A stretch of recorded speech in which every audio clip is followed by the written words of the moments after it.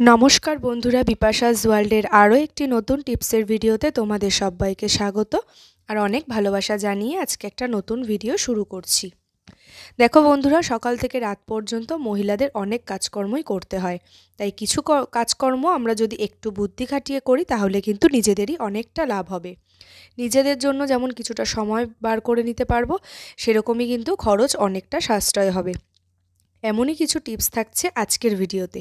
তো বন্ধুরা, চলো ভিডিওটি শুরু করা যাক। ভিডিওটি ভালো লাগলে অবশ্যই আমার চ্যানেলটিকে সাবস্ক্রাইব করে পাশের বেল বাটনটা অল করে পাশে থেকো, সবার মাঝে শেয়ার করো। চলো শুরু করা যাক। প্রথম টিপস, দেখো বন্ধুরা, আমরা যখন বাইরে ঘুরতে যাই, আর এখন তো শীতকাল, ঘোরার সিজন, আমরা প্রত্যেকেই কম বেশি ঘুরতে যাচ্ছি। তো ঘুরতে গেলে কি হয় দেখবে, যখন আমরা কোনো হোটেলে মানে থাকার জন্য যাচ্ছি, যেই রুমে আমরা যখন ঢুকি দেখবে রুমটা সবসময় ক্লিন থাকে, কিন্তু ঢোকার পরে কিন্তু একটা যেহেতু আটকা থাকে তাই ভাবসা একটা কিন্তু গন্ধ হয়, তাই না? এই সমস্যাটা কিন্তু হয় অনেকেরই, সেই স্মেলটা ভালো লাগে না, যেটা আমারও হয়। তখন কি হয়, তোমরা অনেকেই রুম ফ্রেশনার ব্যবহার করতে পারো, বা এরকমও আছে আবার রুম ফ্রেশনারের যে উগ্র গন্ধ সেটাও কিন্তু অনেকে সহ্য করতে পারে না। তাই কি করবে, তোমরা যদি দুটো ধূপকাঠি ক্যারি করতে পারো ব্যাগের মধ্যে, সেই ক্ষেত্রে ধূপকাঠিগুলো কিন্তু জ্বালিয়ে দিতে পারো। তার ফলে কিন্তু রুমে খুব সুন্দর একটা স্মেল আসবে। আর ধূপকাঠি যেহেতু উগ্র গন্ধ না, সেই গন্ধটা কিন্তু প্রত্যেকেরই কম বেশি ভালো লাগে। এবার কথা হলো, ধূপকাঠিটা তো জ্বালাবো, কিন্তু রাখবো কোথায়? ধূপকাঠি স্ট্যান্ড তো আর নিয়ে যাওয়া সম্ভব না। তখন কি করবে, এরকম তালা কিন্তু থাকে, মানে রুমে কিন্তু মানে প্রত্যেকটা রুমেই কিন্তু তালা সিস্টেম থাকে। তো এই তালার মধ্যে দেখো যে ছিদ্রটা, সেটার মধ্যে যদি এরকম ধূপকাঠিটাকে গেঁথে দিতে পারো, তাহলে কিন্তু ধূপকাঠি রাখার একটা স্ট্যান্ডও হয়ে গেল, এমনকি রুমটা একেবারে ফ্রেশ হয়ে গেল। তো বন্ধুরা, আশা করছি এই ছোট্ট টিপসটি তোমাদের কাজে লাগবে। তোমরা এটা ফলো করে দেখতে পারো, খুব হেল্প হবে। এই টিপসটা আমি করি। তো এরকম কিন্তু এছাড়া তোমরা বাড়িতেও করতে পারো। ধরো ঠাকুর ঘরে তোমরা ধূপধানি ইউজ করলে, অন্য ঘরে যদি অনেকেই আছে মশার জন্য এরকম ধূপকাঠি জ্বালিয়ে রাখি, সেই ক্ষেত্রে কিন্তু এরকম তালার মধ্যে কিন্তু রেখে দিতে পারো। আশা করছি কাজে লাগবে। ভালো লাগলে লাইক করো। পরবর্তী টিপসে চলে আসলাম। 2 নাম্বার টিপস, দেখো বন্ধুরা, ঘরের কিন্তু সবথেকে আকর্ষণীয় জায়গা হচ্ছে বেডরুম, তাই না? বেডরুমটা যদি নিট অ্যান্ড ক্লিন না থাকে তাহলে কিন্তু ভালো লাগে না, দেখতেও ভালো লাগে না, নিজের কাছেও ভালো লাগে না। তাই দেখো, একেবারে পরিপাটি নিট অ্যান্ড ক্লিন রাখতে আমরা অনেক কাজকর্মই করে থাকি ঘরের, তাই না? তো তার মধ্যে দেখো, প্রধান যেটা, এই বিছানার চাদরটাকে টান টান রাখা। দেখবে কেউ বসলে বা বাচ্চারা, বাড়িতে বাচ্চা থাকলে তো এরকম বিছানাটা মানে একটু পরপর চাদরটা এলোমেলো হয়ে যাবেই। তাদেরকে বকাঝকাও করা ঠিক না, আর বারবার করে কিন্তু কাজের ফাঁকে এসে বিছানা টান টান করে যাওয়া, সেটাও কিন্তু সম্ভব না, তাই না? তাই এই ছোট্ট কাজটি যদি করে নিতে পারো, তাহলে বাচ্চাদের ওপর বিরক্তিও হবে না, এমনকি বারে বারে তোমাদেরকে চাদরটা টানটানও করতে হবে না। কি করবে, চাদরের 4টে কোণা, আমি একটা কোণাতে দেখাচ্ছি, 4টে কোণাতে এরকম গিট দিয়ে নেবে ছোট্ট করে। এরকম যে গিট দিয়ে নেবে, তারপরে পুরো ম্যাট্রেস বা তোশকের একেবারে ভেতরে টান টান করে এটাকে এরকম ঢুকিয়ে আটকে দেবে। তার ফলে কিন্তু এত সুন্দর 4টে কোণা সেট হয়ে যাবে, যতই চাদর এদিক থেকে ওদিক থেকে টানাটানি হোক না কেন, চাদর কিন্তু সরবে না, এলোমেলোও হবে না। দেখো আরেকবার দেখাচ্ছি, এরকম 4টে দিকেই গিট বেঁধে নেবে, নিয়ে তারপরে তোমরা এরকম ম্যাট্রেসের ভেতর দিক থেকে ঢুকিয়ে দেবে। এইবারে দেখো, এটা খুব সুন্দর আটকে গেল। গিটটা দেওয়ার ফলে চাদরটা কিন্তু খুলে বেরিয়ে আসবে না। আশা করছি বন্ধুরা, টিপসটা তোমাদের ভালো লেগেছে। তো এরকমভাবে কিন্তু তোমরা চাদর একেবারে পরিপাটি করে রেখে দিতে পারো। তো এই টিপসটা তোমরা ফলো করে দেখবে, তোমাদের অনেকেরই হেল্প হবে।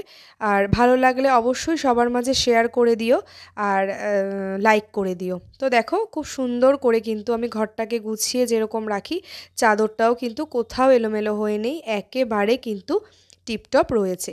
চলো চলে যাচ্ছি পরবর্তী একটি নতুন টিপসে। পরবর্তী নতুন টিপস নিয়ে চলে আসলাম, 3 নাম্বার টিপস।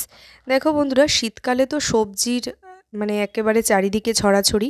তো সবজি খেতে কম বেশি আমরা কিন্তু প্রত্যেকেই ভালোবাসি। তো একেবারে কি হয়, সবজি দেখলে এতটাই লোভ হয়, শীতকালীন যে সবজি, আমরা একসাথে কিন্তু অনেকগুলো সবজি নিয়ে আসি, তাই না? তখন কি হয়, আর প্রত্যেক দিন বাজারে যাওয়া সম্ভবও হয় না, তাই আমরা অনেকটাই নিয়ে আসি একবারে। তো সেগুলো কিন্তু রাখাটাও একটা ব্যাপার, তাই না? ঠিকঠাক যতই শীতকাল থাকুক না কেন, শীতকালেও কিন্তু প্রচুর সবজি নষ্ট হয়। তাই কি করবে, দেখো প্লাস্টিকের মধ্যে কিন্তু সবজিগুলো তোমরা রাখতে পারো, একেবারে মানে ফ্রিজের বাস্কেটে যদি ঢেলে রাখো সেই ক্ষেত্রে সব সবজিগুলো একসাথে মিশে গিয়ে যখন যেটা দরকার সেটা বাছতে গিয়েই কিন্তু অনেকটা টাইম চলে যায়। তাই তোমরা যদি প্রত্যেকটা সবজি চাও আলাদা আলাদা করে প্লাস্টিকে রেখে ফ্রিজে রাখবে সেটাও করতে পারো। তার আগেই ছোট্ট কাজটি করে নেবে অবশ্যই।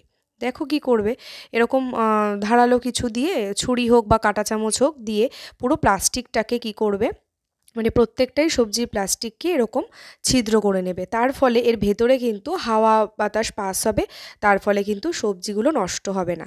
আর অবশ্যই কিন্তু এই সবজির প্লাস্টিকটা ফ্রিজে রেখে দেবে। তাহলে এরকমভাবে তোমরা ছোট ছোট প্রত্যেকটা প্লাস্টিকে আলাদা আলাদা সবজি রেখে তার মধ্যে যদি ছিদ্র করে এরকমভাবে ফ্রিজে রাখো, দেখবে চোখ বন্ধ করে সেই সবজি কিন্তু 5 থেকে 6 দিন খুব সুন্দরভাবেই ভালো থাকবে। ভালো লাগলে বন্ধুরা লাইক করো, আর এইভাবে তোমরা ট্রাই করো, অবশ্যই উপকার পাবে। চলে যাচ্ছি পরবর্তী একটি নতুন টিপসে। 4 নাম্বার টিপস। দেখো বন্ধুরা, দুর্দান্ত একটা আইডিয়া আজকে তোমাদের সাথে শেয়ার করব। শীতকালে কিন্তু তোমরা এটা ট্রাই করবে, ভীষণ উপকার পাবে আর ভীষণ আরামদায়কও হবে। কেন বললাম তো চলো দেখতে থাকো। দেখবে আমরা ঘরেও তো এরকম জুতো পরে থাকি, তাই না? শীতকাল কেন, অনেকে পায়ের অসুবিধের জন্য 12 মাসই জুতো পরে। তো শীতকালে বিশেষত কি হবে, এই জুতোর মধ্যে মানে আবার মোজাটাকে পরতে হবে। তার ফলে কি হয়, বারে বারে আমরা যখন বাথরুমে যাই তখন কিন্তু আমাদেরকে এটা মানে বারে বারে করে পা থেকে মোজাটা খুলে নিতে হয়। তো তোমরা যদি এই কাজটা করে নিতে পারো, দেখবে অনেকটাই কিন্তু তোমাদের উপকার হবে। কি করবে দেখো, মোজা নিয়ে নেবে। এই চপ্পলের মধ্যে তোমরা যদি মোজা পরিয়ে রাখো, দেখবে আলাদা করে মোজা পরতে হবে না, বারে বারে খুলতেও হবে না। কি হবে, তোমরা এই জুতোর মধ্যেই মোজাটা যদি সেট করে নাও, বাথরুমে যাওয়ার সময় শুধু জুতোটা বাইরে খুলে রাখলেই কিন্তু হবে। আবার এসে পরে নেবে, তার সাথে মোজা আর জুতো একসাথে পরে নিতে পারবে। কিভাবে দেখো, দেখবে এই যে মোজা নিয়ে নিয়েছি, তার যেই দিকটায় ফাঁকা অংশ সেই দিকটা না, তার উল্টো দিক দিয়ে দেখতেই পেলে জুতোর মধ্যে ভরে নেবে। আর মোজার যেই দিকটা পায়ে ঢোকানো হয় সেই দিকটা এরকম উল্টে দেবে জুতোর মধ্যে। আর এটার মাঝখান থেকে দেখো, এটা যদি মানে ঢাকা জুতো হয় বা আঙুল কাটা জুতো হয় সেটাতেও কোনো অসুবিধে নেই, দুটোতেই হবে। এইবারে দেখো খুব সুন্দর কিন্তু মোজার মতন হয়ে গেল, মানে মোজা জুতো একসাথে যদি বলো। এবারে পাটা যখন তোমরা ঢুকিয়ে পড়বে, দেখো খুব আরাম হবে আর মোজার মতোই পাটা কিন্তু একেবারে গরম থাকবে। আর যখন তোমরা বাথরুমে যাচ্ছ, জাস্ট পাটা এরকম যেমন জুতোটা আমরা খুলে যাই ঠিক সেইভাবে খুলে গেলেই হবে। আবার এইভাবে এসে পরে নিলে মোজা আর জুতো দেখো একসাথেই কিন্তু পরা হয়ে গেল। এই হ্যাকটি বন্ধুরা ভালো লাগলে অবশ্যই সবার মাঝে শেয়ার করো, আর তোমরা আজই এক্ষুনি ট্রাই করো। দেখো খুব সুন্দর মানে আরামও হবে, আর এটা কিন্তু তোমাদের মানে দৈনন্দিন জীবনে অনেকটাই মানে সুবিধে হবে, মানে তোমাদের কোনো অসুবিধা হবে না, এক কাজ বারে বারে করতেও হবে না। তাতে কিন্তু তোমাদের সময়টাও ব্যয় কম হবে। ভালো লাগলে বন্ধুরা প্রত্যেকের মাঝে শেয়ার করো, লাইক করো, কমেন্টে জানিও কেমন লাগলো।